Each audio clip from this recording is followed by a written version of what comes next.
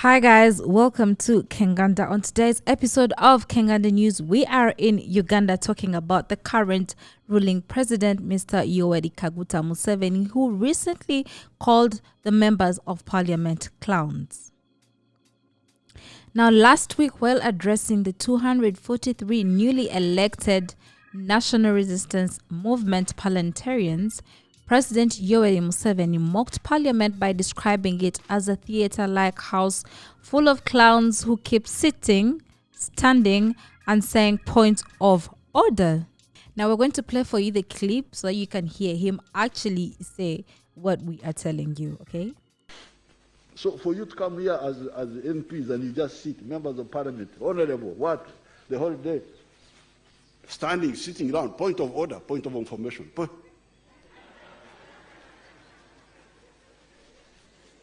You look like clowns in that parliament there. You are like in a theater, just acting. Eh? Your people are carrying water on their heads. Your mothers, your grandmothers, your sisters who have remained in the village, and you are just here, wasting time. I really am not happy with the way you conduct yourselves. Now that you've seen that, many Ugandans like President Museveni are frustrated with the MPs for disregarding their constitutional duties, but for also wasting taxpayers' money. In Uganda, a member of parliament earns an average of 25 million, which is $6,000 per month, which is inclusive of a basic salary of 6 million, which is $1,600 and amenities in allowances depending on the distance between the constituency and the parliamentary building in Kampala. Only the basic salary of this monthly package is subjected to tax.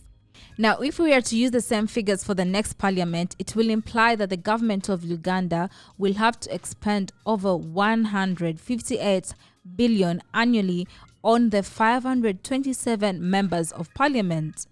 This may be increased upward by MPs if they so wish, since the Article 85(1) of Uganda's constitution gives them the right and the mandate to determine the salary and the benefits.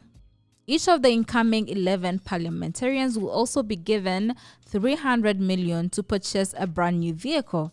Now, can you imagine? This is what the members of parliament are doing. But who is to blame for making Uganda's parliament turn into a house of clowns or a burden? Let's look at the president himself, who contributed to the increase in size. Each time new constituencies are created, new slots for members of parliament come up, and this is the reason why the size of Uganda's parliament has kept growing. Some members may finish 5 years of that tenure without saying a word on the floor of the parliament, but still get paid for representing their constitution or their constituency or their district. This is partly the reason why the parliament is being labeled as a house of clowns. Who benefits and who loses from such a parliament with big numbers and clowns? Ever since 2005, the National Resistance Movement and her chairman, President Yoweri Museveni, has been the beneficiaries of this kind of parliament because they've leveraged on the bigger numbers in parliament to make any constitutional changes, starting with the 2005 scrapping of term limits and the famous December 2017 removal of the age limit. Of course, the taxpayers do lose because they carry the burden of paying hefty amounts to members of parliament, of which some MPs do not meet their voters' aspirations. To bring the parliament to order, President Museveni vowed to wage a war by trimming off some benefits, for example, benchmarking travels. He said, quote, "This traveling outside to benchmark is corruption. It is not correct to squander scarce resources by traveling." Our late comrade Magufuli fought this traveling and saved a lot of money to do other things. If you know, the late president from Tanzania did not do travel. He did not leave his country unless it was important. But if you look in our country, there are so many MPs who just travel outside claiming they're going to benchmark, but actually traveling for vacations.